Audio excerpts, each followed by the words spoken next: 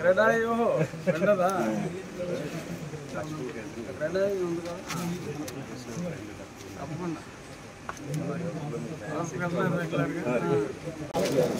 అవును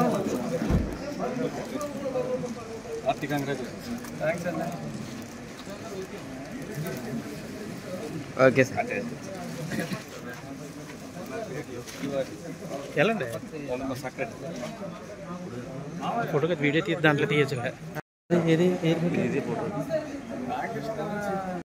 ఒపీనియన్ ఏముంటుంది ఇంకా ఇస్తారేమో ఎవరని ఎందుకు అనుకోవాలి ఎందుకంటే మరి డెఫినెట్గా అన్ని సామాజిక వర్గాలు కూడా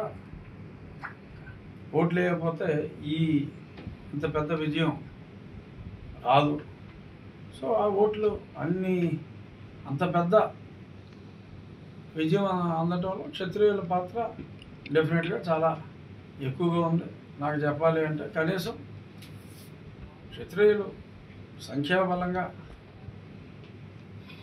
ఓకే కాస్త ఒక 1% అయినప్పటికీ చాలామందిని, ఎందుకంటే సమాజంలో అందరికీ తల్లో నాలుగులో ఉంటారు కాబట్టి చాలామందిని ఇన్ఫ్లుయెన్స్ చేసే కెపాసిటీ ప్రజల్లో గౌరవం ఉన్న, అంటే వేరే కమ్యూనిటీలు గౌరవం లేదని నేను అంటున్నా, ప్రజల్లో వన్ ఆఫ్ ది గౌరవం ఉన్న కమ్యూనిటీస్లో క్షత్రియ కమ్యూనిటీ కూడా ఉంది కాబట్టి ఆశించటం సహజం.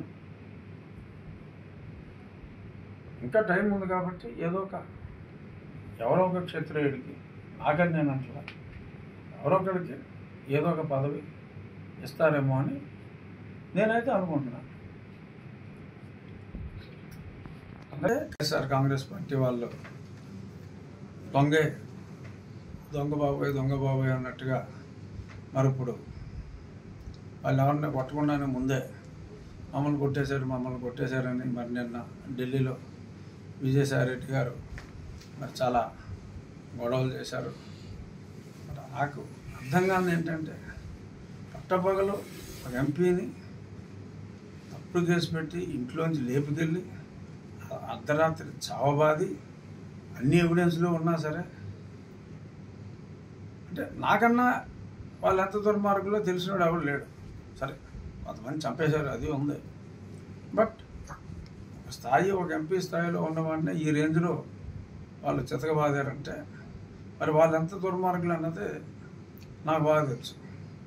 మరి వాళ్ళు ఇవాళ అలా చేశారు ఇలా చేశారు అని కనీసం నా ఫ్లెక్సీని కూడా 4 సంవత్సరాల్లో ఎవరిని కట్టినా, అది మీ అందరికీ తెలుసు. మీడియా ఎవరైనా కడితే అలాగే పోలీసు వాడు ఫోన్ చేసి వార్నింగ్ ఇచ్చేవాడు. సో మరి ఈ రకంగా అన్ని దురాగతాలు చేశారు. ఇప్పుడు అసలు ఏమీ జరగకుండానే వాళ్ళు చేసింది వీళ్ళు రిపీట్ చేస్తారేమో అనే భయంతో ముందే అమ్మాయి బాబాయ్ కొట్టేస్తున్నారు, చంపేస్తున్నారు. ఒకటి అలా సంఘటనలు ఎక్కడైనా జరిగితే జరిగి ఉండొచ్చు. అది పార్టీలకు సంబంధం లేదు. ఇద్దరు వ్యక్తుల మధ్యన ఏమన్నా ఉంటే ఎవడు దెబ్బతింటే, ఇద్దరు కొట్టుకుంటే ఎవరు దెబ్బతింటే ఆ దెబ్బతిన్న వ్యక్తికి వైసీపీ ముసుగేసి వైసీపీ వాళ్ళని చంపేశారంటున్నారు.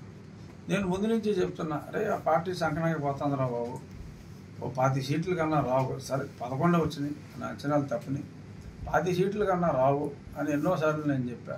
చివరిలో కూడా అలా మాటలని పందాలు కాసుకుంటారేమో, అది పిచ్చాసుపత్రిలో చేసుకోవాలి, అక్కడ ప్రమాణ స్వీకారాలు ఏంటి, ప్రజల ఓట్లన్నీ అక్కడ పడిపోయినాయి, చాలా దారుణంగా ఉంది పరిస్థితి, పందాలు కాయకండి రా బాబు, తర్వాత మళ్ళీ మీరు ఇబ్బంది పడతారని కూడా చెప్పా. ఆ పందాలు కాసుకున్న వాళ్ళు ఇప్పుడు కొద్దిమంది ఆత్మహత్య చేసుకుంటున్నారు.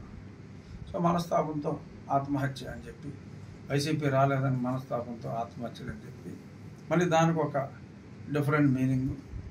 మళ్ళీ జగన్మోహన్ రెడ్డి గారు బహుశా ఓదార్పు యాత్ర 2.0 స్టార్ట్ చేస్తారేమో, నాకు తెలియదు. నేను ఇంకా ఈ రోజు నుంచి వ్యక్తిగతంగా జగన్మోహన్ రెడ్డి గారి గురించి నేను మాట్లాడదలుచుకోవాలి. ఎందుకంటే ఆయన భాషలో చెప్పాలంటే మంచో షేడో, ఆయన చేయాల్సింది చేశాడు, వెళ్ళిపోయాడు. ఇప్పుడు జనాలు చూసేది మేమేం చేస్తాం, మేము ఇచ్చిన హామీలు ఎలా నెరవేరుస్తాం, ఎన్నో హామీలు ఇచ్చాం, ఆ హామీలు నెరవేరుస్తారా లేదా అనే దాని మీద జనం దృష్టి ఉంటుంది తప్ప జనాల దృష్టి ఇంకా జగన్మోహన్ రెడ్డి గారి మీద కానీ వైఎస్ఆర్ కాంగ్రెస్ పార్టీ మీద కానీ ఉండకూడదు కూడా, అనవసరం. మేము మాట ఇచ్చాం, మా మాట ప్రజలు విశ్వసించారు. జగన్మోహన్ రెడ్డిని కాదనుకున్నారు. మాకు మేము ఊహించిన దానికన్నా కూడా పెద్ద అందరం ఎక్కించారు. మొన్న మా ఎమ్మెల్యేల మీటింగ్లో కూడా చంద్రబాబు నాయుడు గారు అదే స్పష్టంగా చెప్పారు. మనకి ప్రజలు అధికారం ఇవ్వలేదు, మనకి ప్రజలు ఒక బాధ్యత అప్పచెప్పారు. ఆ బాధ్యతని సక్రమంగా నిర్వహించాలి.